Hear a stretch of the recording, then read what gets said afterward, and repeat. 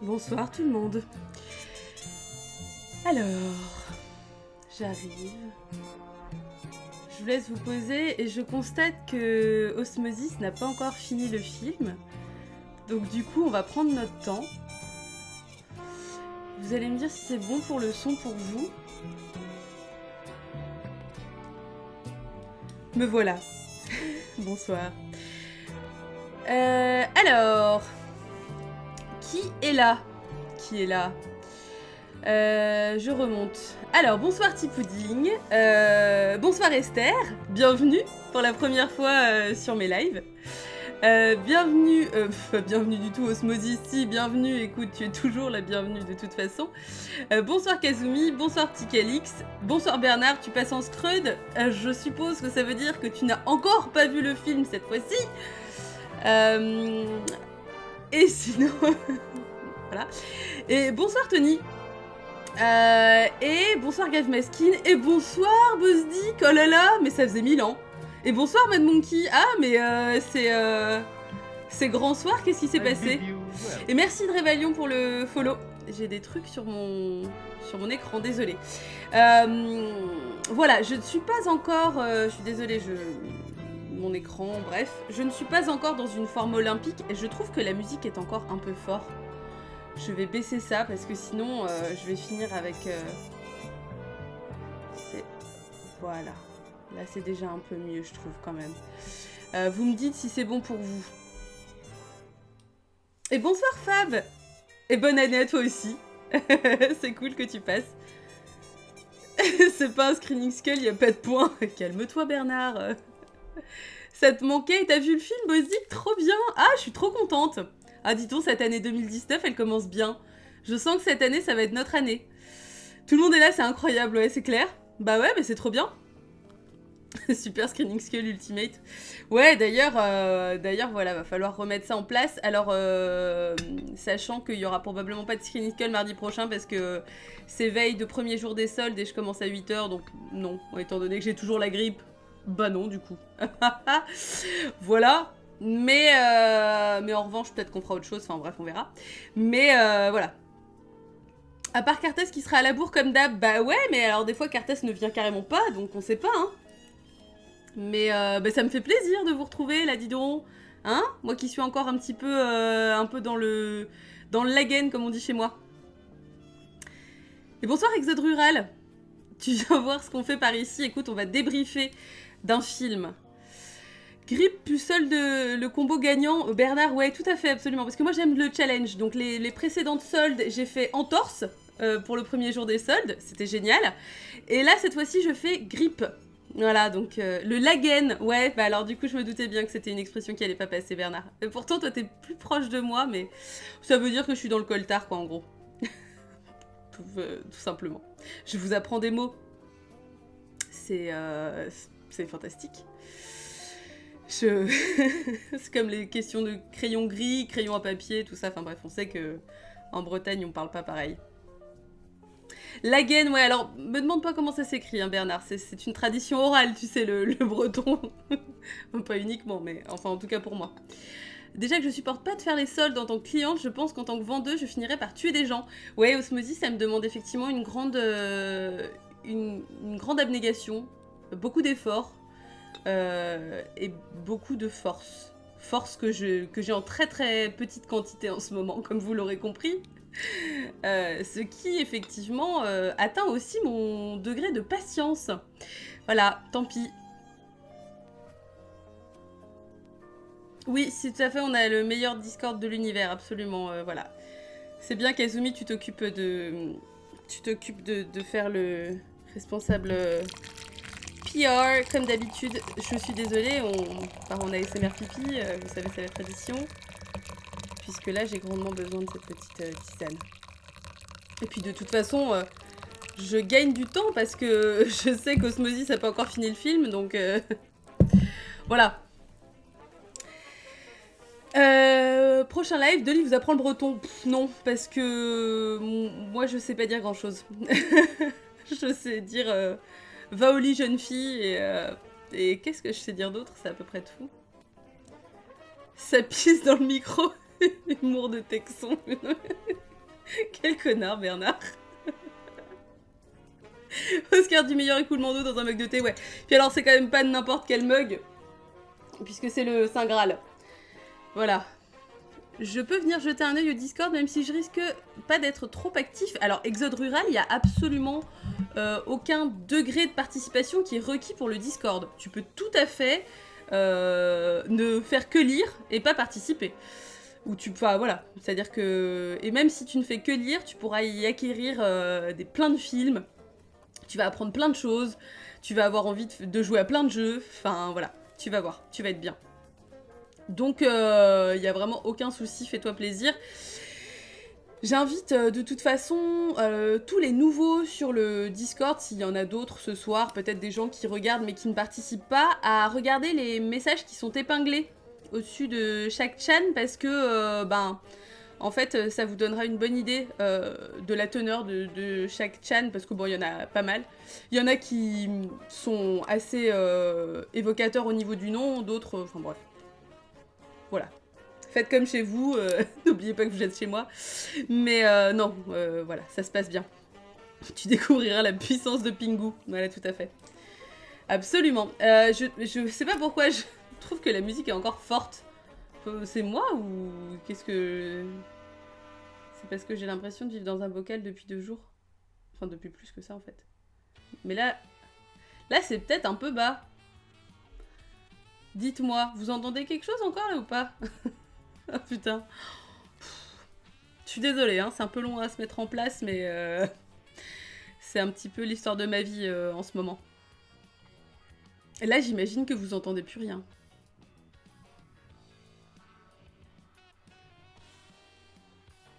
J'attends vos retours. J'entends des trucs. Buzzik, ça c'est peut-être les voix dans ta tête. Là, t'entends plus du tout la musique, Tony. Moi, je vais remonter un peu. Salut les bouffetous. C'est trop mignon, Carta. C'était vraiment un bébé. Ouais, je vais remonter un peu. Je vais essayer de... Ah non, non, on se calme, on se calme. Mais ouais, voilà. Comme ça, à la limite, je pense que ça ira.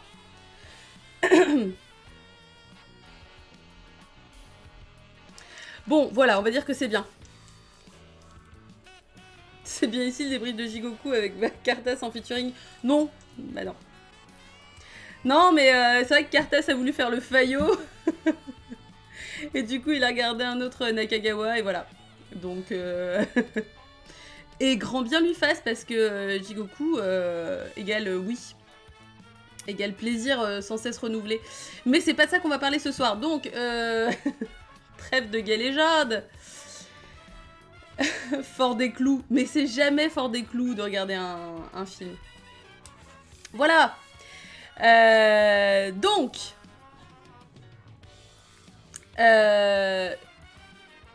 Oui, mais alors Cartas, voilà. Non, on va pas... Ça y est. Si on commence à débriefer un autre film...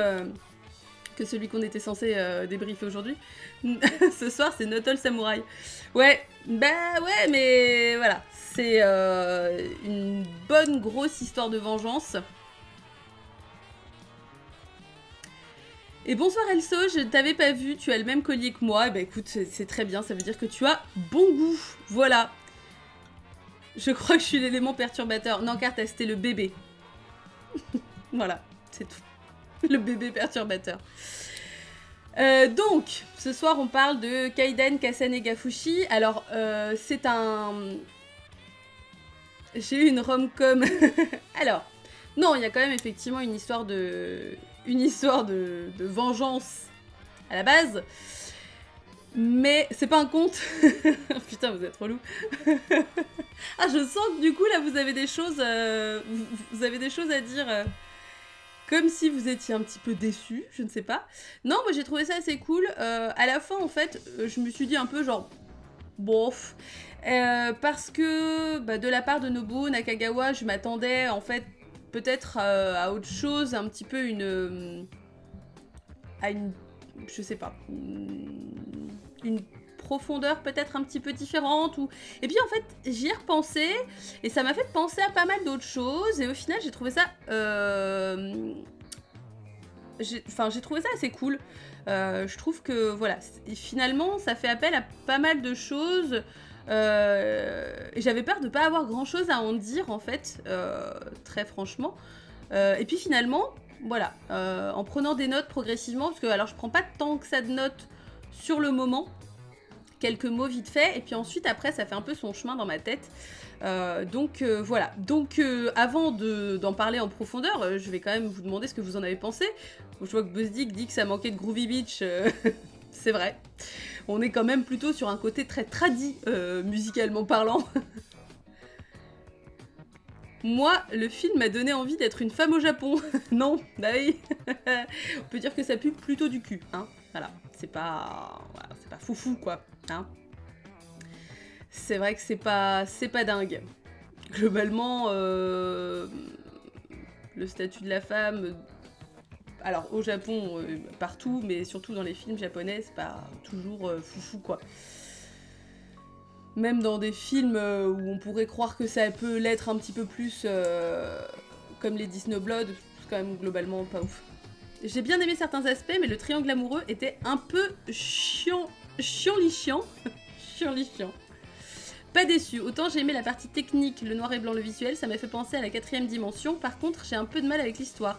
Cette double malédiction au final, ces innocents qui meurent alors qu'ils n'y sont pour rien. Alors qu'ils n'y sont pour rien, petit Galix. Très bien, on va revenir là-dessus. J'ai trouvé le film sympa. En 1 heure, ça raconte une histoire assez simple mais très complète. C'est assez satisfaisant, ok.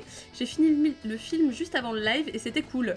Sauf le samouraï qui a oublié d'aller chez Jean-Louis David. Ah putain, c'est clair. Alors là, on sait directement que celui-là, il va être mauvais, quoi. Parce que lui, clairement, il a rien compris, quoi. Tous les autres sont tout rasés de près. Et lui, un espèce de palmier aplati comme ça. Et t'es là, genre, mais mec... Comme justement dans Lady Snowblood, le journaliste qui a un brushing absolument incroyable, qui lui pour le coup est très travaillé. Mais ouais, là, au niveau des cheveux, là il y a eu un problème. Mais oui, statut de la femme, tout ça, oui. Malédiction. J'ai noté, je comprends pas Omura ni ses cheveux. Et c'est-à-dire que moi je m'attendais à ce que le personnage d'Omura soit un petit peu plus approfondi que ça. À un moment donné, j'ai attendu un espèce de twist, genre... et finalement, voilà, bref. C'est un messager, enfin, voilà. Mais en fait, non. Un chouïa déçu. Alors, Mad Monkey, tu dis... Hop là. Je remonte. Je trouve le film trop classique. Quand on voit quelques films d'horreur jap de cette époque, ça se ressemble trop. Et puis, tous les persos m'énervent. On est d'accord que le jeune samouraï est un sale con. Mais bon, dans les films de cette époque, les samouraïs sont souvent des sales cons. Ouais, rejet de la culture du samouraï suite à la guerre et cette tradition a poussé à la catastrophe. Ou cette traduction, pardon, a poussé à la catastrophe, tout à fait.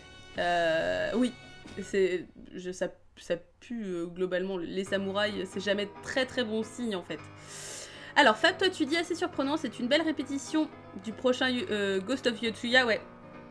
C'était compliqué de se débarrasser du triangle amoureux car ça fait partie de l'histoire originale, ouais. Et la Shinto produisait ses films pour les Obon. Alors c'est quoi les cérémonies estivales au Japon? Donc il fallait coller au récit original. Ouais, tout à fait, et c'est quelque chose qu'on retrouve pas mal en fait. La femme bafouée un peu, enfin... Encore une fois, le statut de la femme. Double pouce, on adore. Kazumi te dis pour la partie technique, j'ai un avis plutôt positif aussi. L'horreur du film fonctionne bien au début et à la fin, la romance est pas particulièrement désagréable, mais c'est dommage qu'elle occupe la majorité du film. Ouais, le côté Twilight Zone, tout à fait. Cérémonie des morts. Ah oui, bon, du coup, c'est un petit peu plus... Ça fait plus de sens, mais... Ça t'avait pensé à du Ozu, Cartas. Très bien, le plan fixe à niveau humain. Énormément de codes en commun, c'est assez fou la réalisation au studio. Ouais, alors, le côté studio, je trouve ça fantastique, quoi. Et la neige et tout, à chaque fois, moi, je trouve que ça fonctionne super bien. Enfin, vraiment, c'est... Il y a des plans, notamment, effectivement, que j'ai screené. Là, il y a à un moment donné un plan dans la forêt, justement, quand Shinkichi arrive avec... je ne sais plus comment elle s'appelle, celle avec qui il s'enfuit. J'ai pas noté tous les noms. Mais ils arrivent dans un petit bois et dans une petite maison. Et bref, c'est un plan que j'ai trouvé magnifique. On aurait dit un dessin. Enfin, ça faisait presque penser à des dessins nordiques. Issa, voilà, la jeune. Ouais, ok. J'avoue qu'en voyant l'affiche, je m'attendais pas à une histoire de triangle amoureux entre Shinji, Issa et Rui. Bah ouais, et en fait, c'est ça. Mais, enfin, je sais pas, bizarrement, moi j'ai... Enfin, ça occupe effectivement la majeure partie du film, mais ça m'a pas dérangé parce que j'ai trouvé que ça évoquait pas mal d'autres trucs. Grave Meskin, toi tu dis, perso, je suis bien rentrée dans l'histoire, mais c'est pas... Même si c'est pas folichon, c'est peu approfondi, mais ça passe. Ok. Toi, Tony, t'es à fond sur les décors, les accessoires, les costumes. Je suis bien d'accord. Non, Issa, c'est pas la plus âgée. C'est Rui, ouais. La forêt et les rues, il y a ce petit côté carton-pâte, ouais, tout à fait. Et je trouve que ça fonctionne vraiment bien. Parce que c'est un petit côté conte. mais un conte horrifique. Ouais, la séquence finale dans le marais est assez dingue. Avec les projections des têtes géantes. Ouais, je trouve ça assez dingue en fait. Parce que... Et puis même au niveau des make-up, on est quand même sur des make-up qui sont simples, mais efficaces. C'est-à-dire qu'il n'y a pas forcément besoin d'en faire des caisses. On sent bien qu'à certains moments, ils ont fait un peu une économie de moyens. C'est-à-dire que souvent, en fait, Rui se cache le visage. Et même quand elle voit la scène notamment où elle se voit dans l'eau, on voit qu'il y a des petites coupures, il y a des... Bon, ils se sont arrangés un peu comme ils ont pu, mais je trouve que c'est assez chouette. Parce que finalement, il y a un côté presque un peu fantôme de l'opéra que j'ai trouvé plutôt cool. Et finalement, le parallèle est pas si éloigné. Voilà, il y a un petit côté quand même fantôme de l'opéra, mais pas jusqu'au bout, pas dans les moindres aspects de l'histoire, mais moi ça m'y a fait un peu penser. Alors, même au début, vu que j'ai pas eu l'impression que Shinji soit attiré par Rui. Ouais, mais alors Osmosis, justement, on va y arriver. On va en parler un petit peu plus, parce que là on est en train d'évoquer plein d'aspects un peu dans le désordre, mais bon c'est ça qui est intéressant aussi. Cartas, toi tu dis en fait l'aspect lisse des personnages m'a pas dérangé parce que dès le début j'ai l'impression d'un conte traditionnel, donc voilà, on atteint le point, c'est un conte. Donc porté par des stéréotypes qui serviront à faire passer un message universel, et j'ai trouvé que ça marchait. Le plan où ça chante, regardé par Rui de dos et Shinji en fond, prend encore plus de style. De style. Qu'est-ce qu'elle essaye de nous dire? En même temps, les contes ont souvent un côté horrifique. Mad Monkey, on est d'accord, ça dépend. Ça dépend qui les raconte, et ça dépend à quelle période, à quelle époque. Mais en effet, il y a toujours un fond d'horreur. Tout à fait. Carte à ce tu dis oui d'ailleurs, moi non plus, j'ai jamais eu l'impression que Shin était attiré par Rui, donc quand ils étaient ensemble, j'ai cru que c'était Issa. Ah oui, d'accord. Bah quand même, elles se ressemblent pas. Je trouve que Rui est plus jolie. Après, ça c'est vraiment juste une question d'appréciation. Ça finit en miroir au début, quand le père de Shinkichi hallucinait lui aussi et qu'il a tranché la femme. Oui, la femme l'accompagnant, tout à fait, bah oui. Je sais pas si on peut voir un message politique dans le fait que les deux combats opposent un homme du peuple à un samouraï. La première fois, l'homme du peuple est désarmé. La deuxième fois, armé d'une faux, jamais à armes égales avec le samouraï, classe sociale supérieure, et son prestigieux katana. Idem pour la tête géante de la fille, un écho à celle de son père qui était Appa, hein? Quoi? Je me rends compte que je fais des pavés même sans le vouloir. C'était pas... C'était pas très clair, Kazu. On a l'impression que Nakagawa fait une sorte de transition entre une horreur plus romantique en noir et blanc à la universelle et l'esthétique en couleur et plus sanglante façon Hammer qu'il fera dès ses films suivants. Ouais, tout à fait. Et j'ai trouvé ça chouette, ça m'a fait penser à pas mal d'autres choses, donc justement, on va y venir. Bonsoir Eric Mas. Pour une fois que je dis pas une connerie, c'est un conte, mais ouais, non mais Calix, force est de constater que tu ne dis pas que des conneries. Mais de toute façon, étant donné qu'on est une seule et même personne, je suis obligée de dire que t'es pas complètement con tout le temps, quoi. Message universel, se barrer comme un voleur avec sa maîtresse alors que sa compagne est malade, c'est mal. Ouais, tout à fait, exactement. Il manquait la fin, ah oui d'accord, à celle de son père, qui était apparue au début, d'accord. Mais bref, tout le début et toute la fin, j'approuve, mais fallait endurer le milieu. Pas rude, mais pas top. Ouais, alors après, le film dure pas 2 heures non plus, ce qui fait que je trouve que globalement, ça va. Je vais vous remettre la musique parce que je crois que voilà, on est à la fin. Je me remets. Le fait que les personnages sont stéréotypés et sont assez simples, justement, j'ai envie qu'on qu'on s'arrête un petit peu là-dessus, et aussi sur le fait que comment ça se fait que Shinji finit par aller avec Rui, alors qu'en fait il la kiffe pas trop.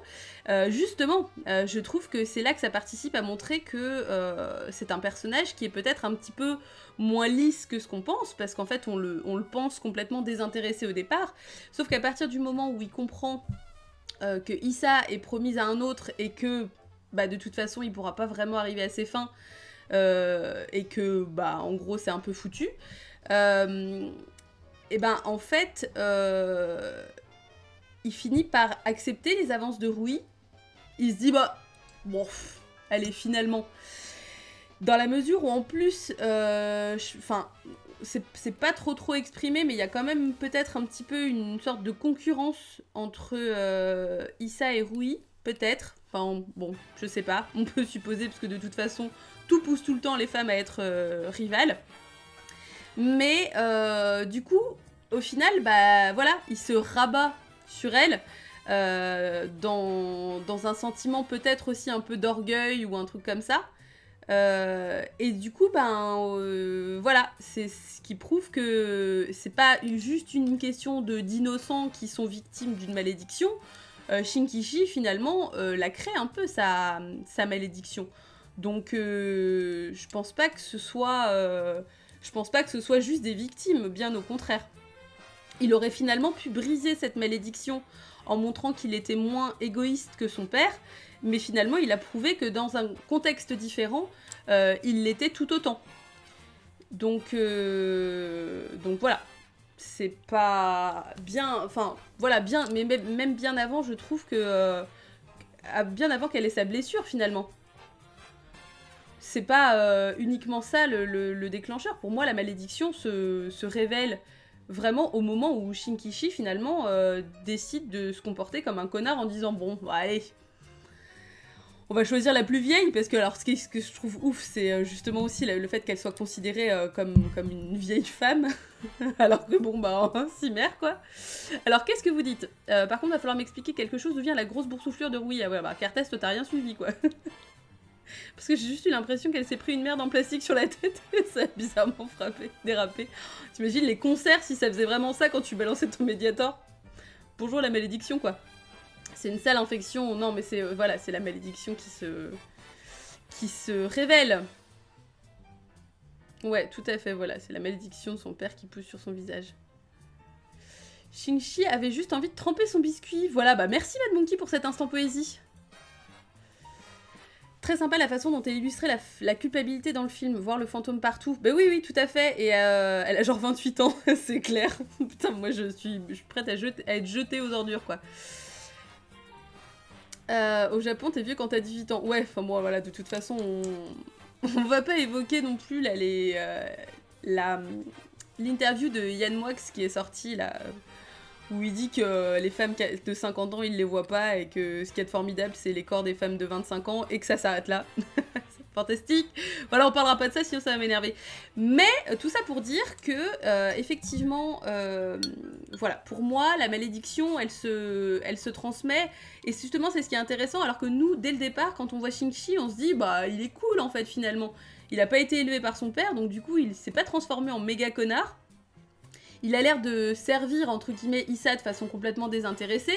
Certes, effectivement, il a l'air complètement amoureux de lui, d'elle, pardon. Mais bon, il est pas si mauvais que ça, quoi. Et justement, ouais, voilà, il est très ambigu au final. Et c'est ce que j'ai trouvé intéressant, parce que pourtant, on est 100% acquis à sa cause au début. Et même à cette histoire d'amour, on se dit bah c'est bon finalement, elle va pas épouser le connard, elle va partir avec lui et tout. Et au départ, on est plutôt pour le fait qu'il parte avec elle. Alors on se dit allez-y, fuyez et tout machin. Mais alors à partir du moment où Rui arrive, bah là on se dit bah non, non, par contre non. Donc du coup, je trouve ça super intéressant. Et le parallèle qui est aussi intéressant, ce que j'ai noté là moi, c'est que donc le père de Rui Sotsu, lui réclamait son dû sous forme d'argent, mais elle réclame son dû sous forme de respect. C'est-à-dire qu'elle revient et elle le hante pour récupérer quelque chose qui lui appartient, et qui est finalement le respect qu'il lui doit et dont il ne fait pas preuve vis-à-vis d'elle. Alors que Sotsu, ce qu'il cherchait, c'était vraiment de l'argent. Mais je trouve que le fait de mettre l'argent et le respect et la considération au même niveau, c'est aussi un parallèle qui est très intéressant dans le film. Alors Fab, que dis-tu ? Le motif de la femme pétrie de colère qui finit par être déformée est un motif récurrent de l'horreur nippone, tout à fait, et c'est ce que je trouve génial, moi. Enfin, j'avoue que je trouve ça vraiment saisissant, quoi. Et à ce moment, elle flotte entre la vie et la mort. Mais Rui est intéressante, elle annonce les héroïnes vengeresses des années 70 avec son couteau et son linge sur le visage. Ouais, et puis elle combat vraiment la maladie, enfin... Et alors, il y a un côté dame blanche aussi. Ça m'a fait vraiment penser à ça au moment où justement il la voit et que finalement quand il essaye de la voir dans le petit... comment ça s'appelle c'est pas un palanquin ou je sais pas comment ça s'appelle, cette petit machin là, cette petite chaise à porteur, et que finalement il retrouve le Mediator à la place. C'est vraiment comme la Dame Blanche dans un virage, tu l'entends crier et à la fin tu vois la hache sur ton siège arrière, et j'ai trouvé ça génial de me dire que finalement en fait ce genre de légende c'est intergénérationnel et surtout commun dans tous les pays mais sous formes différentes, mais il y a des origines qui se retrouvent quoi. Toute l'origine de la légende, le premier quart d'heure est une bonne histoire qu'on se raconterait dans un village pour dire pourquoi tel lieu est maudit par exemple. Ouais, tout à fait. Ouais, les fameux...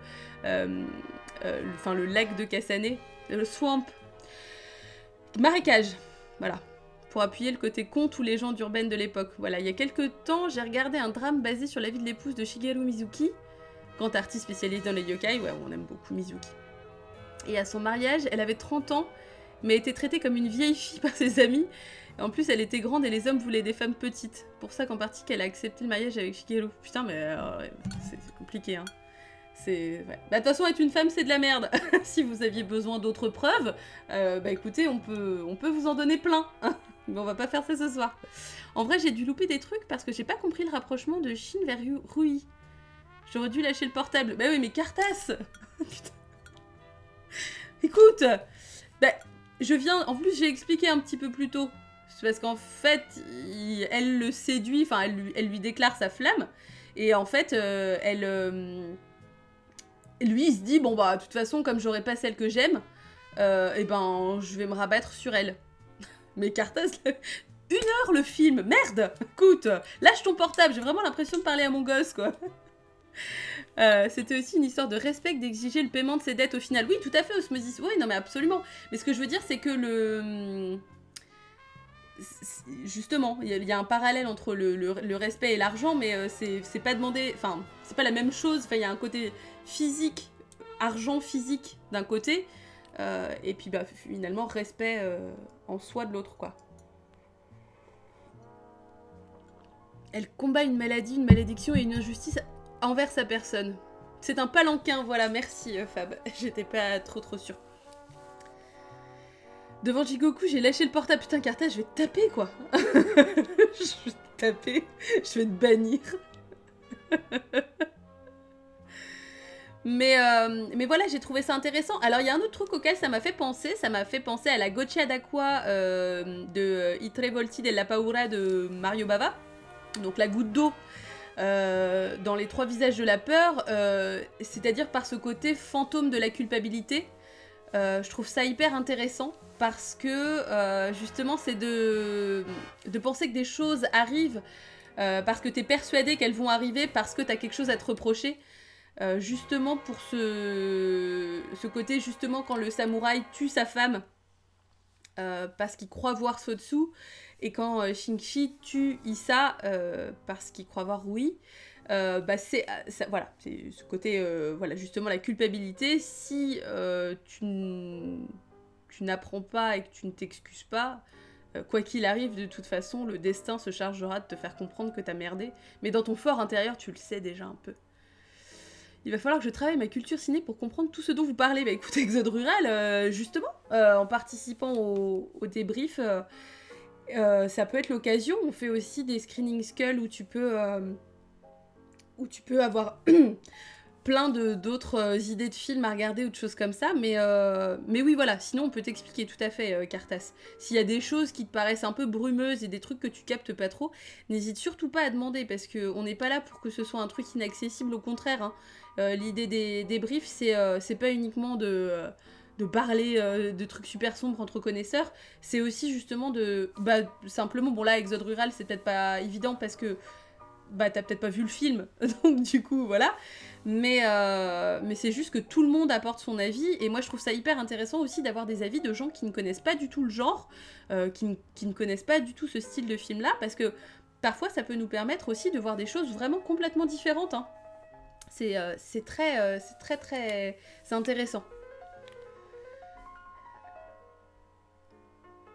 Ouais, c'est ta culpabilité qui te ronge et qui te fait chuter et mourir, tout à fait. Chez Nakagawa, tous les félons font face à leurs erreurs et meurent dans une sorte de prise de conscience mêlée de démence et de surnaturel. Et c'est ça que je trouve très chouette, c'est que, au final, ce sont des histoires de fantômes, mais on est justement nous-mêmes pas sûrs que les fantômes existent vraiment. C'est-à-dire que, est-ce que c'est vraiment ça qui compte ? De savoir si les fantômes que l'on voit à l'écran sont la représentation de ce que voit le protagoniste, ou est-ce que c'est vraiment les fantômes qui sont là ? Mais justement, c'est jamais extrêmement clair. C'est-à-dire justement quand on voit la tête géante et tout machin, on sait que c'est pas réellement sa tête géante qui apparaît dans le ciel. Mais je trouve ça hyper intéressant. Je trouve ça très bien. Hésite pas à ramener ta maman aussi, c'est cool, faut juste pas lui dire qu'il y a un mec ici qui s'appelle Bernard Ménez, c'est clair. Est-ce que ta mère s'est remise d'ailleurs, Osmosis ? D'ailleurs, tu lui feras un bisou de ma part, parce que tu lui diras que j'ai trouvé ça très très cool qu'elle vienne. C'était très chouette. Vraiment, ramenez qui vous voulez, quoi. On n'est pas élitiste ici, on est qu'amour et partage, absolument. C'est l'essence même de tout ce que je fais. L'amour et le partage. Comme une grosse hippie.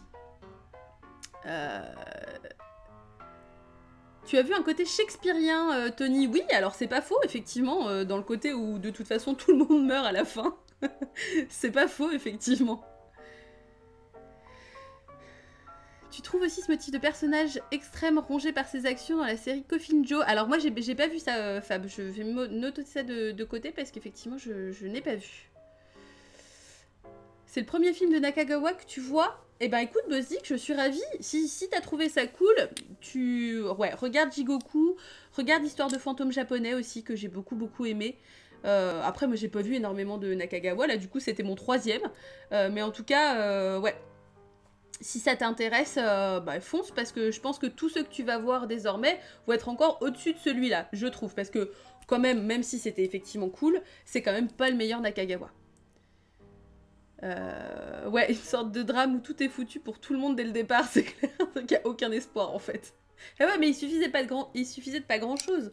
En fait, c'est ça en plus, c'est qu'on montre aussi que c'est pas juste une question de malédiction, c'est aussi une question de mauvais choix, de mauvaises prises de décision qui font que, en fait, mais ça de toute façon c'est comme ça un peu dans la vie aussi, sans vouloir faire des leçons de vie un peu fumeuses, mais c'est que tant que tu n'affrontes pas un problème, il va se représenter face à toi de façon régulière, jusqu'à ce que tu captes, et jusqu'à ce que tu changes ton attitude vis-à-vis de ce problème et que tu le règles. Mais ça c'est récurrent, et là finalement dans ce film-là, on a aussi ce côté-là.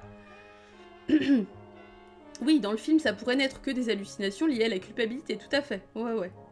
Elle t'en a parlé pendant des jours, Osmosis, c'est trop mignonne. Mais ta mère a l'air tellement mignonne, quoi. Parce qu'avec Pokémon et tout, franchement, j'ai trop envie de l'adopter, quoi. Tu ramèneras ton chien, Calix ? Oui, s'il te plaît.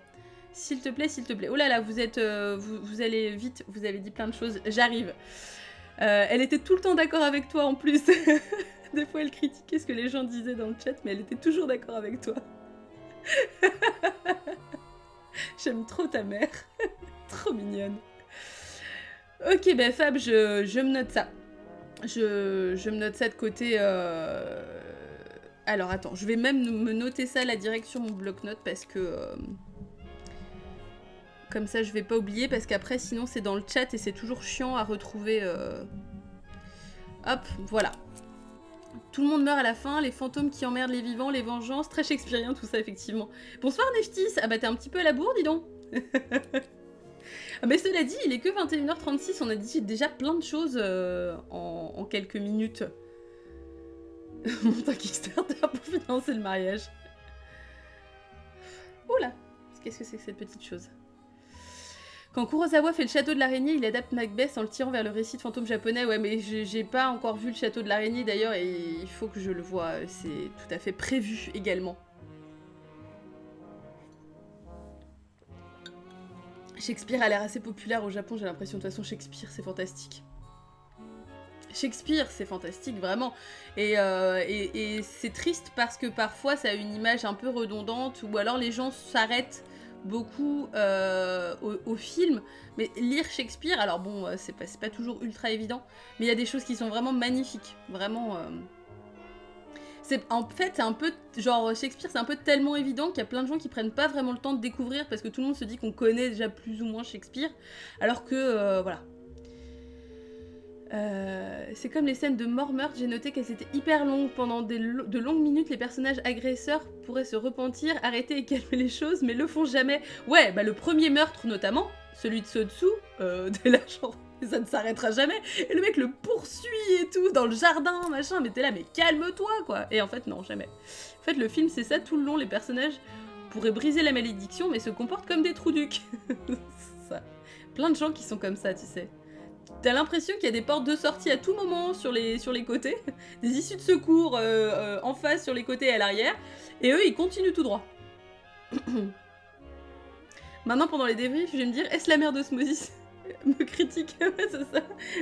On saura jamais en fait. Maintenant, Osmosis Coop, ce sera potentiellement 3 personnes. C'est absolument dingue.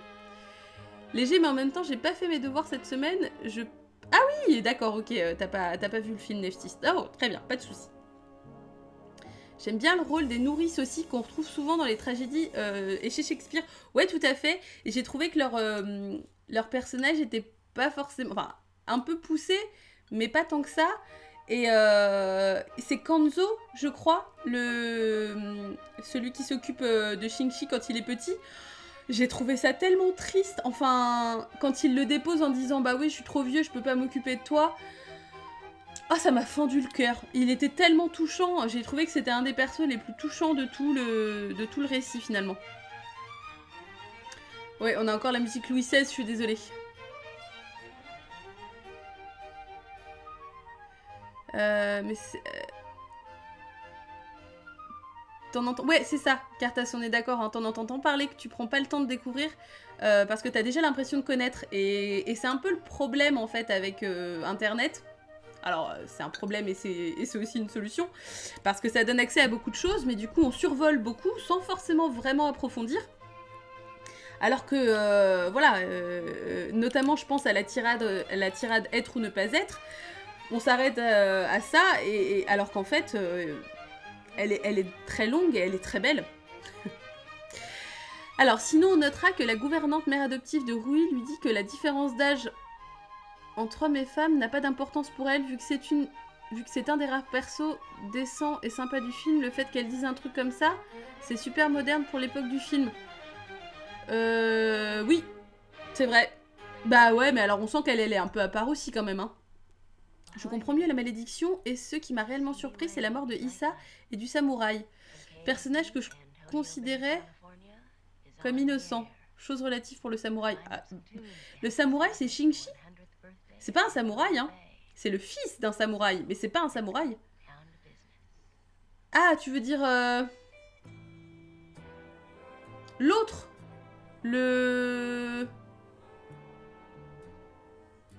Lequel... De quel samouraï tu parles, en fait? Parce que...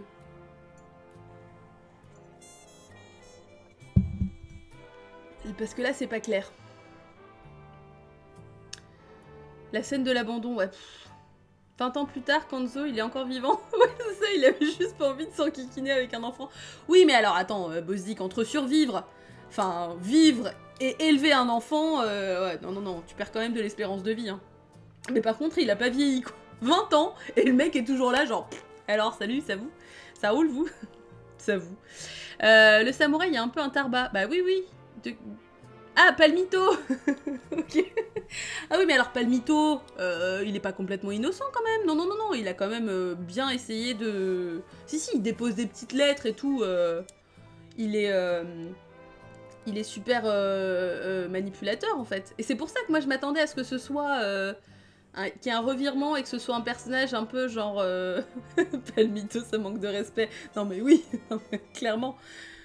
Le mec il a un parasol en guise de, enfin tu sais les trucs de paillotte là, enfin bref, je sais pas comment on appelle ça, mais un parasol en paille quoi. C'est vraiment ça. Coiffé à la zob. Eh oui. Coiffé avec le cul.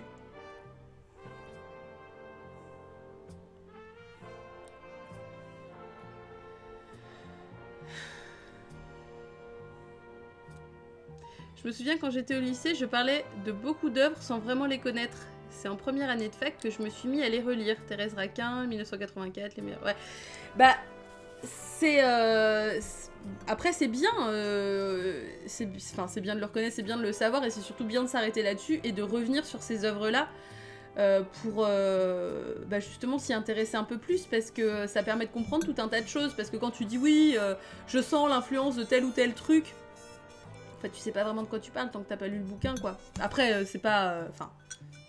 c'est pas forcément aussi simple que ça. Je suis pas en train de dire, de toute façon, si t'as pas lu le livre, t'es vraiment un gros connard. Parce que chacun son rythme et tout, mais... bref.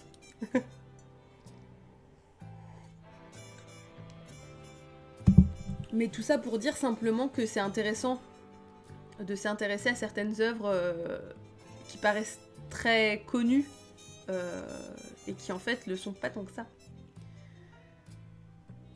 Je m'attendais à une histoire vraiment familiale, je m'attendais pas à ça. Bah écoute, Picalix, ouais, c'est plutôt cool comme petite surprise. Tetsuro Tanba, l'homme aux 320 films, bah putain, il a pas chômé. Il a toujours la même coiffure. La malédiction, quoi. T'imagines? C'est quand même chiant parce que t'imagines, tu fais une petite erreur de coiffure dans ta jeunesse et t'as le malheur cette année-là de vachement bien bosser et de faire plein de films, et à chaque fois t'as beau changer de coiffure après dans les années qui suivent, tu vois tous ces films où t'es là, putain, j'ai vraiment une coupe de merde. C'est dur la vie d'acteur. Ah, il a joué dans un James Bond, la classe. Non mais il a une tête de malfrat, mais il a une tête assez classe quand même aussi. Il a appris à se coiffer depuis, et ça c'est une excellente nouvelle. Ouais, bravo à lui. Une malédiction capillaire, ouais c'est clair. C'est ça, Sadako, la pauvre, quoi. Ça me rappelle que j'ai les intégrales de pas mal d'auteurs. Shakespeare, Hugo, Molière, Verne. Vous allez me faire rouvrir ces pavés. Bah ouais, mais... Coup de casou, si ça peut te donner envie, mais après, faut avoir envie.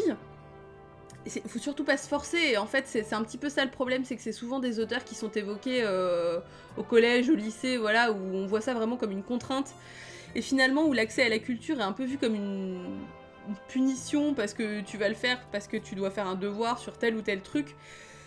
Et en même temps, faut comprendre les profs, c'est pas forcément évident, les élèves sont hyper nombreux, de plus en plus nombreux, et ont pas forcément envie d'être là, et c'est très difficile d'apprendre des choses à des gens qui n'ont pas envie. Alors qu'à contrario, apprendre des choses à des gens qui sont en demande, c'est un vrai plaisir, mais c'est pas toujours le cas. Donc du coup, on reste un petit peu sur ce traumatisme-là, de certaines œuvres, de certains auteurs qui sont rattachés finalement à un environnement dont on n'a pas toujours envie de se rappeler. Mais c'est parfois une super bonne surprise que de le redécouvrir une fois qu'on a eu accès à d'autres choses, et ça peut mettre en lumière plein de, par exemple, de films ou de jeux même qu'on a vus entre-temps, enfin...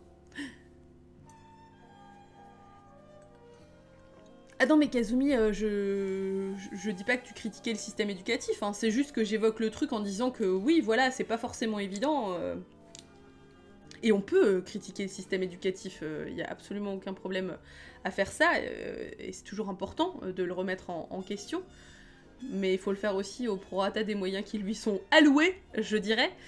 Mais bref, en tout cas, tout ça pour dire que lisez Shakespeare.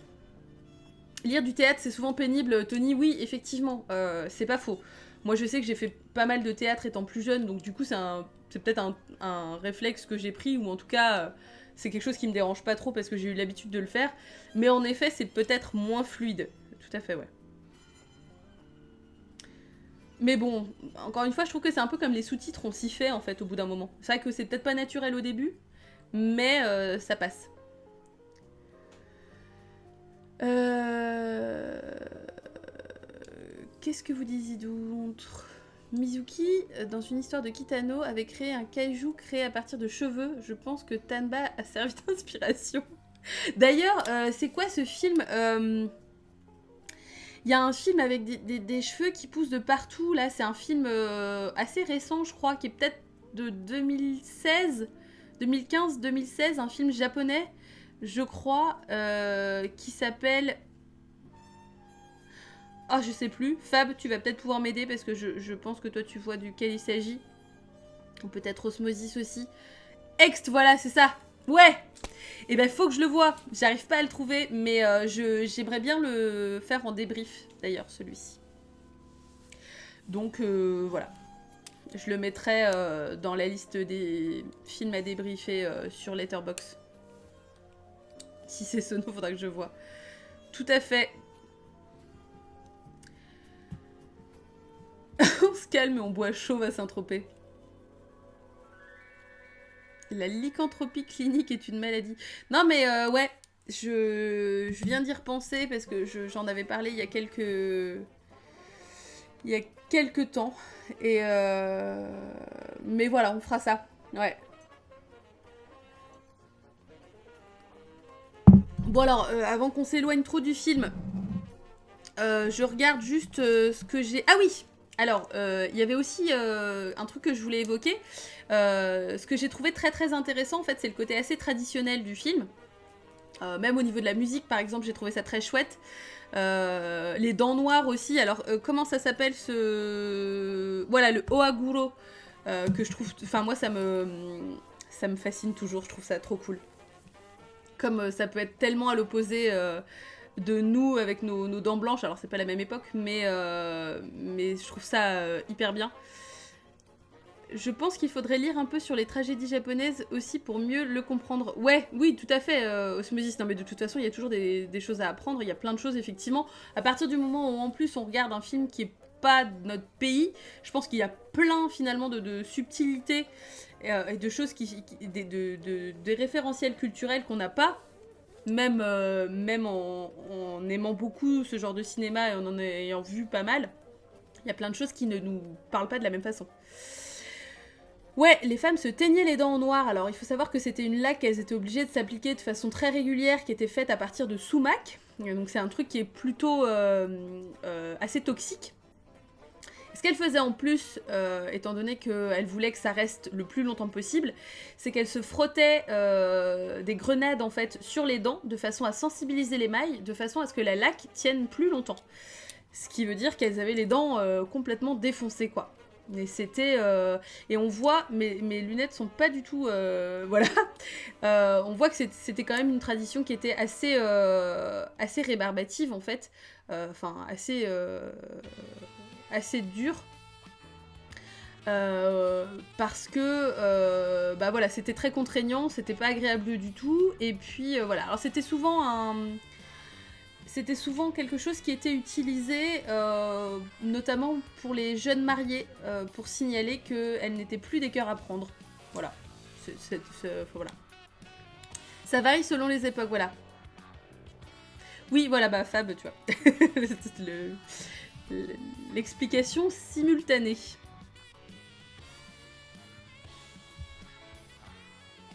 Le sumac, c'est délicieux sur les mentis, les raviolis arméniens. Et bah écoute, merci pour ce point culturel culinaire, Neftis.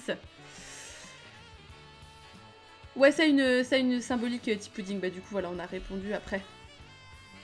Ah, elle a fait un post là-dessus, petit Calix? Je ne savais pas. Qu'est-ce qu'on fait pas faire aux femmes pour des conneries, c'est clair. mais voilà, c'est quelque chose que j'aime beaucoup. Moi, je trouve ça très classe. Et du coup, j'évoquais un petit peu plus tôt Lady Snowblood et je trouve que ça m'y a fait penser aussi pour le côté transmission générationnelle de malédiction et de vengeance. C'est-à-dire que dans Lady Snowblood, on voit que dès sa naissance, elle est vouée en fait à accomplir la vengeance de sa mère. On s'en rappelle, hein, au moment où on l'a débriefé, tout le monde trouvait ça quand même un peu dur. un petit peu hardcore finalement que sa mère, alors c'est pas tout à fait la même démarche, mais qu'elle transmette ça, qu'elle fasse un enfant uniquement pour se venger. Mais là, on voit que finalement, il y a eu un petit peu le même système. D'ailleurs, on débriefe le 2 quand ? On va pas débriefer le 2, Petit Calix, ça a pas trop d'intérêt, autant débriefer quelque chose de différent. En revanche, après, on peut tout à fait discuter sur le Discord du 2, si on l'a vu et tout, mais ça a moins d'intérêt, quoi. Lady Snowblood, elle a pas le choix. Oui, là, ils auraient pu y échapper, tout à fait. Et les personnages issus du viol comme Lady Snowblood ou Kiyoshi Nemuri doivent se venger. Elles sont considérées comme des spectres et des âmes errantes. Oui, et c'est pour ça qu'effectivement, à la fin, elle meurt. Mais là, du coup, finalement, Rui, on se rend compte que c'est un peu pareil.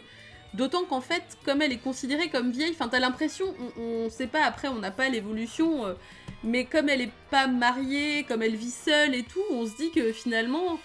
sa vie, alors pas que si t'es pas marié, ta vie ne vaut rien, ça se saurait, surtout que pas marié à 28 ans, ça va, c'est bon, mais du coup on a l'impression qu'effectivement toute sa vie n'a mené qu'à ça, c'est-à-dire que, parce qu'en plus on voit qu'elle était hyper attachée à son père en fait, et qu'elle avait peur pour lui, donc on sent qu'il y a quand même un truc un peu similaire.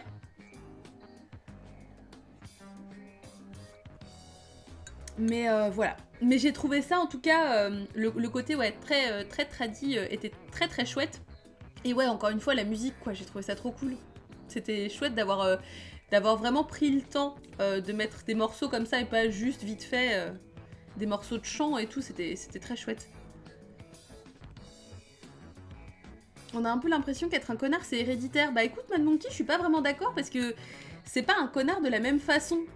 Parce que, à la limite, on peut dire son père était quand même ouvertement un connard, c'est-à-dire que dès le départ, en plus, on le voit direct, on est là, alors lui, lui, c'est obligé, ça va être un con. Et alors que Shang-Chi, c'est un peu l'inverse. Dès qu'on le voit, on se dit, oh, mais il est mignon, lui, il est gentil. Puis alors on se dit, oh, mais finalement, ça va. Finalement, c'était pas un mal que son père soit mort, parce que comme ça lui aura permis de... s'affranchir du joug paternel un peu violent et tout. Et finalement, voilà, c'est un connard, mais pas de la même façon. Donc c'est pas extrêmement optimiste, finalement, comme morale.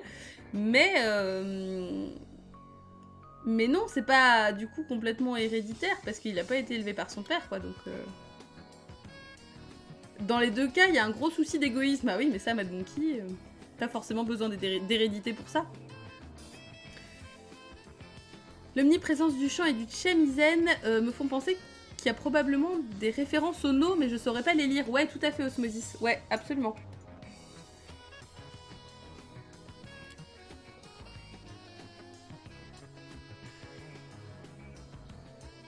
Ah bah cool, merci Fab pour toutes ces petites précisions. Mais ouais, j'ai trouvé que c'était un vrai plus en fait. Je m'attendais pas à ça. Et je trouve ça chouette qu'ils aient pris ce temps-là sur un film qui est pourtant assez court. Mon live fait que planter. Ah bah écoute, Kazoo, je suis désolée. Mais ça m'a l'air très intéressant ce que vous dites. C'est toujours intéressant ce qu'on dit, Kazoo. Bien sûr, évidemment. Quelle question. Voilà. Personne n'échappe à son destin. Tout à fait, voilà.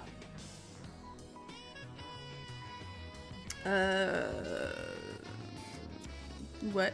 Bon, voilà. Je relis mes notes, je suis désolée, je fais comme chez moi. Mais non, voilà. C'était un récit de Ensho Sanyutei, si j'ai noté ça. C'est une adaptation d'un récit qui existait déjà. C'est pas une histoire originale, mais bon, voilà. On s'en fout un peu. En ce moment, j'ai retrouvé une costable. Elle a l'air d'être revenue magiquement... devenue magiquement pourrie. Et oui, c'est la magie du direct, Kazoo. Il y a un wiki-out pour le Oaguro. Alors, Osmosis, bof. Alors, cela dit, j'ai un vernis pour les dents qui pourrait me permettre de le faire tout à fait. Ouais, et de façon beaucoup moins nocive, je pense. Il essayait de rompre avec la musique traditionnelle en amenant quelque chose de plus baroque, voire expérimental. C'est un expert de jazz à la base. Ah ouais, bah écoute, ouais, non, c'est plutôt chouette. C'est bien de savoir ça. Ça apporte effectivement un peu plus d'infos.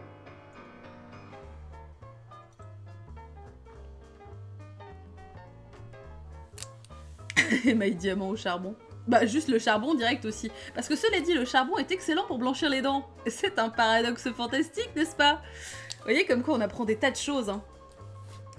Comme j'ai fait une session sensibilisation au gommage des lèvres sur le Discord il y a pas longtemps. Voilà, on a parlé hydratation des lèvres et tout, c'était très intéressant. C'est-à-dire qu'il n'y a pas de moment idéal pour ce genre d'infos, c'est tout le temps le moment. Du vernis pour les dents, tu peux avoir les dents en arc-en-ciel, toutes ces possibilités. Alors non, Cartas, c'est exclusivement du noir. C'est notamment prévu soit pour faire des dents pourries, soit changer la forme de tes dents par illusion d'optique. On se sert du charbon dans les savons, alors ça ne me surprend pas, bah oui, tout à fait. Après, on se sert de plein de choses dans les savons qui sont pas forcément bonnes pour les dents, même qui c'est pas toujours lié, mais... Petit gel au charbon pour se décaper la face, tout à fait, voilà, les propriétés purifiantes du charbon ne sont plus à démontrer. Est-ce que vous voulez avoir d'autres infos esthétiques éventuellement ce soir? C'est parti. Écoutez, le dimanche c'est cocooning, on prend soin de soi, c'est toujours bien d'avoir des petites infos pour faire les soins adaptés à sa peau, parce que ça c'est très important. Ne faites surtout pas des soins au charbon si vous avez la peau sèche, parce que là c'est le drame, surtout l'hiver. Je vais prendre des bains de charbon. Alors Cartas, non, tu te calmes. Ça explique le fossoyeur de film, exactement. François Terrel qui a une peau impeccable grâce au charbon, voilà. C'est son secret beauté.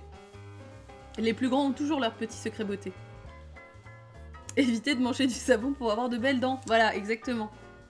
N'allez pas trop loin. Ah.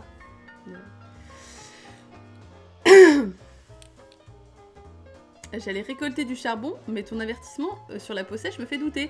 Récolter du charbon, Kazumi. Alors, il faut savoir quand même que les produits qui sont destinés au visage sont quand même traités. C'est-à-dire que tu peux pas prendre du charbon pur. C'est pas possible. Non. Dans le doute, ne fais rien. Pose ce bout de charbon. Voilà, alors je sais pas si vous aviez d'autres choses à dire sur ce film. En tout cas, c'était très chouette. Je ne regrette pas du tout mon choix. C'était très cool. Et puis... il y avait finalement plein de choses à dire, donc c'était plutôt cool. Ce qui est étonnant, c'est que Rui a juste le visage dégradé, mais lorsqu'on voit le visage défiguré fantasmé de Issa, c'est une espèce de grosse excroissance avec un œil qui tombe, c'est étonnant. Ouais, tout à fait. Et alors, ça m'a fait penser à... ça m'a fait penser à un monstre des années 40-50 dont Rick Baker a fait une réplique sur sa fille il y a pas très longtemps, enfin il y a pas très longtemps, je sais plus. Où justement en fait c'est un visage de femme avec un œil vraiment qui tombe, il faudrait que je retrouve le truc mais ça m'a vraiment fait penser à ça. Kazumi éloigne-toi de cette cheminée, mais c'est clair. Pose ce charbon, petit, fais pas le con. Moi j'ai pensé à Sinoc, bah ouais, un petit peu aussi, Buzdick, tout à fait. Elle a été un peu bercée trop près du mur, elle également. Tu vois de quoi je parle, Fab? Bah ouais. Faudrait que je retrouve... Je vais peut-être essayer de retrouver ça vite fait. Ça va mettre des heures. Mais si je pouvais retrouver la référence avant d'oublier...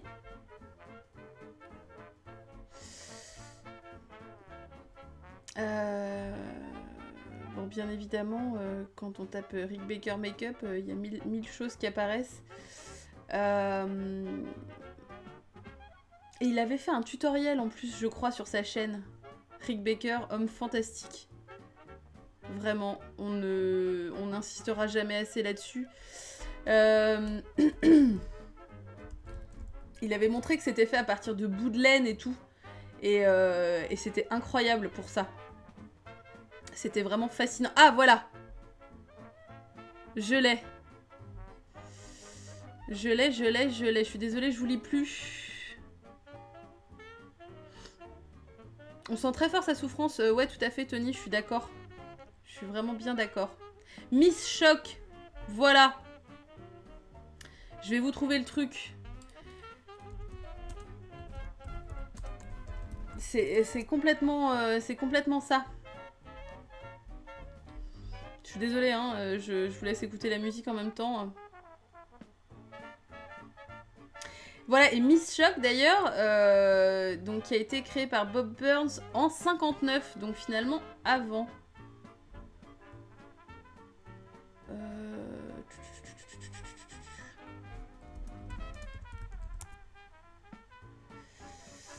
Où est-ce qu'elle est? Ah voilà. Elle est géniale quoi. J'adore ce genre de make-up, je trouve ça vraiment génial. Alors attendez. Copier l'adresse de l'image, je vous mets ça dans le chat. Hop. Oula. Ouais, si, voilà. Miss Shock, on dirait un nom de super-héroïne, ouais.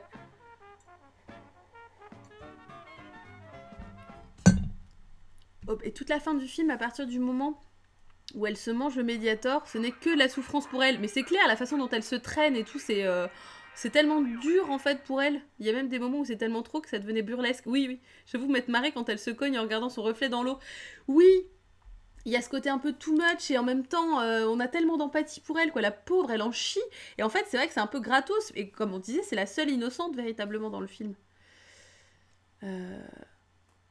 J'ai vu le lien dans le chat avant de t'entendre dire que tu allais le faire, c'est bon signe.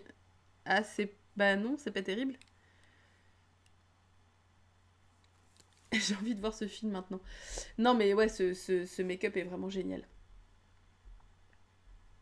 C'est incroyable quoi. Et pourtant, on pourra effectivement dire qu'au niveau réalisme, c'est pas dingue. Il y a des make-up qui sont parfois bien plus réalistes que ça, mais qui fonctionnent beaucoup moins. Il n'y a pas forcément besoin d'énormément de moyens et tout, mais... oui, non mais Kazumi, j'avais compris que c'était pas bon signe. Mon dieu, cette femme a besoin d'un ophtalmo, tout à fait. Révélation trouble dans l'eau, puis dévoilement du visage en entier face caméra impressionnant. Ouais, tout à fait. Et c'est justement en ça, quoi, j'ai trouvé qu'il y avait ce côté fantôme de l'opéra. Je trouve ça génial. J'aime beaucoup... Mais ce qui est étonnant, c'est de se dire que c'est genre la révélation, alors qu'elle doit le sentir quand même, qu'à un moment donné, son visage a un peu merdé, quoi. C'est-à-dire que même quand tu vois pas, tu sens que quand même ton truc a enflé, enfin... Mais je trouve ça vraiment chouette, ouais. Vraiment, c'était une scène, toute une partie que j'ai trouvé très très chouette.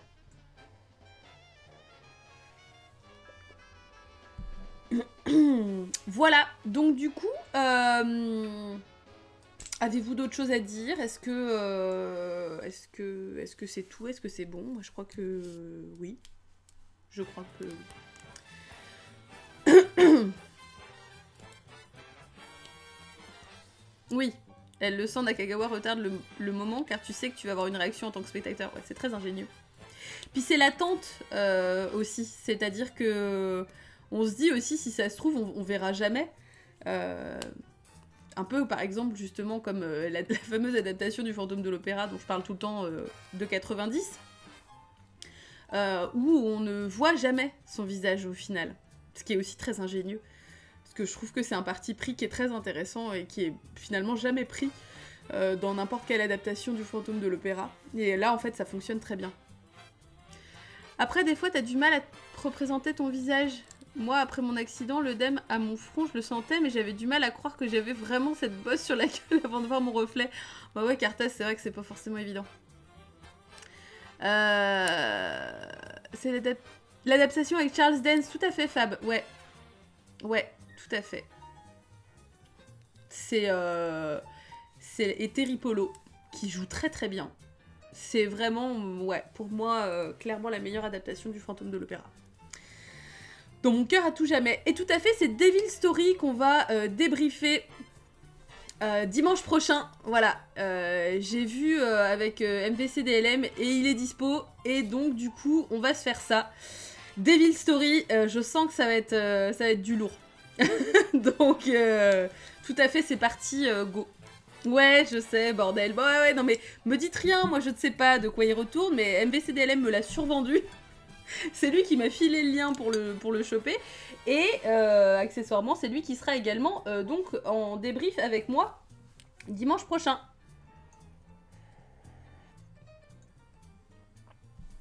Vous savez pas ce que vous faites? Bah moi non. Mais arrêtez. Arrêtez. C'est fun à regarder parce que ma mère est encore chez nous jeudi soir. Écoute Osmosis, moi je ne pourrais pas te dire. Vous pouvez éventuellement donner des pistes à Osmosis mais sans spoiler.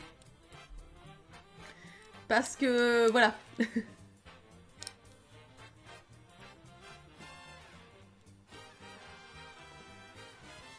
Fun est le bon mot. Ta mère va adorer.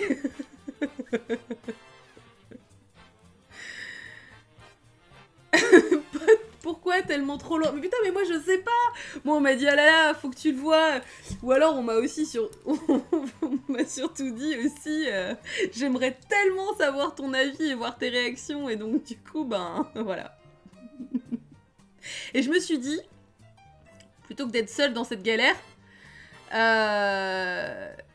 eh bien j'embarque tout le monde et on fait un débrief donc on verra. C'est presque comme Harold des Maudes. Ok, très bien. Ça va changer ma vision de la vie. Sans Cat Stevens, ok, bah ouais. Faut le regarder à plusieurs. Bah bon, moi je vais le regarder avec Elvis, mais... mais par contre, on en parlera à plusieurs, donc c'est déjà pas mal. Mais je sens que ça va être... ouais... Je ne sais pas du tout à quoi m'attendre, je pense que c'est très bien. C'est sur la bande-annonce Osmosis, moi j'ai même pas vu la bande-annonce, rien du tout, hein.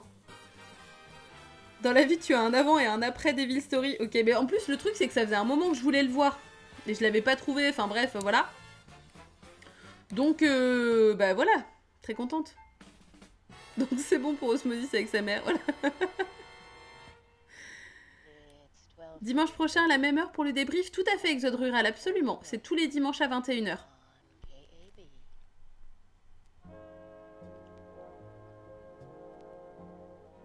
Le lien est sur Discord, ouais. Quelqu'un peut protéger Elvis. Oh, mon petit chaton. Vous me hypez de masse pour Devil Story. Non mais moi, ça, là j'ai tellement hâte. Et en même temps, je vais devoir attendre un petit peu avant de le voir parce que...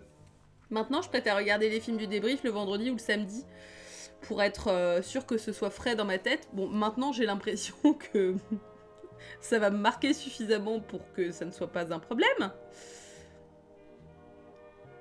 Bah écoute, de masse, ça marchait aussi, Neftis. Hein. Mais non, mais Osmosis, n'en dis pas. Moi, je veux pas savoir plus que ça. Je veux pas... je veux vraiment pas savoir. Regarde le mercredi, ce sera le bonjour. Mardi, il n'y aura pas de Screaming Skull, Cartas. Non, parce que c'est premier jour de solde le lendemain pour moi. Et j'ai encore la grippe et je commence à 8h le mercredi matin. Donc, non. Mais par contre, peut-être un petit peu plus tôt pour streamer des jeux, je sais pas. Honnêtement, je suis encore crevée avec ma grippe. Donc, j'essaye de... Comme j'ai pas pris d'arrêt, voilà. C'était une idée à la con, ça, globalement. Hein. J'aurais mieux fait. Mais je ne l'ai pas fait. Donc, du coup, je vais garder le temps libre que j'ai pour dormir et me reposer. On dirait une expression canadienne. Tu me hype de masse. Ça marche. Je propose qu'on la lance. Moi, quand je commence à 8h, il n'y a pas d'arrangement d'horaire. Bah non. Je suis en train de me dire... De quoi il parle? T'es en train de dénoncer tes conditions de travail? Ouais, Cartes, c'est un peu compliqué. Enfin, ça va, je garde la pêche, hein. Mais c'est juste que, ben, je garde la pêche, mais je garde aussi la grippe, donc du coup, c'est pas ouf. C'est pas la bande-annonce, c'était le film. Non, mais Osmosis. Ah, mais je sens que ça va être un truc de ouf. Bah ouais, mes petits Calix, qu'est-ce que tu veux? C'est moi qui y régale, hein. Donc je fais ce que je veux. Ne pas manger de yaourt devant des histoires. N'en dis pas plus. N'en dites pas. Moi, je veux pas. J'aborde ça avec un cœur pur et une âme innocente. À peu près. À hauteur de ce qui est possible. Mais... voilà. Je veux le découvrir pleinement, simplement. 1h30 de bande-annonce. Les mecs déconnent pas, ils avaient vraiment envie de vendre leur film. Ouais, donc bon, bah voilà. On va voir, hein. Écoutez, ça va être un peu ouf. Ce film a trigger tout le chat, non mais c'est clair. Mon ami innocente saura appréhender cette œuvre avec pureté. C'est ça. Faut pas douter de mes capacités là-dessus. J'ai vu le temps après, j'étais focus sur le live. Ok. Mais ça doit être aussi long que le film de ce soir, ok. D'accord, une heure quoi à peu près. Et alors j'avais dit que je streamerais peut-être God of War et puis finalement, bah en fait je me suis laissée porter par l'histoire et je l'ai fini. Donc ben non. Mais ma collègue devrait me prêter Horizon. Peut-être que je streamerai celui-là, je sais pas. Mais c'est vrai que ouais, en ce moment je suis quand même un peu KO donc c'est pas toujours évident. Mais bref, on verra. Hein, on verra, on s'arrange. En tout cas, quoi qu'il arrive, on se dit dimanche prochain, 21h, pour Devil Story. Ah, ça va être intense, ça va être fou, je sens qu'on va bien se marrer. Enfin, franchement, je pense que ça va être un truc un peu ouf. Madame trace sa route sans nous attendre sur God of War. Ouais, tout à fait. C'est vrai que j'ai un peu tracé ma route. Ouais, Horizon Zero Dawn, Osmosis. En fait, bah, ma collègue pensait qu'elle l'avait que en démat et finalement non. Donc elle va me le prêter aussi, donc je suis comme une ouf, j'ai hyper hâte, donc voilà. C'est probablement quelque chose que je vais commencer la semaine prochaine. Là je suis en train de finir un petit peu God of War Pena, donc voilà. Ça va être le plus grand débrief du monde, ouais, je sens que ça va être un truc un petit peu conceptuel. Hein, je sens que ça va être compliqué, mais ça va être très bien, j'ai vraiment hâte. En tout cas, merci pour ce débrief, c'était passionnant, c'était hyper cool, il y a plein de choses à dire finalement sur ce film et je suis très contente, c'est très chouette. Merci Fab d'être passé, c'était cool d'avoir aussi toutes ces petites indications, ces petites infos et tout ça, très cool. Merci beaucoup à toutes les nouvelles personnes qui sont arrivées sur le live et qui n'avaient pas forcément tellement assisté au live avant, ça me fait très plaisir.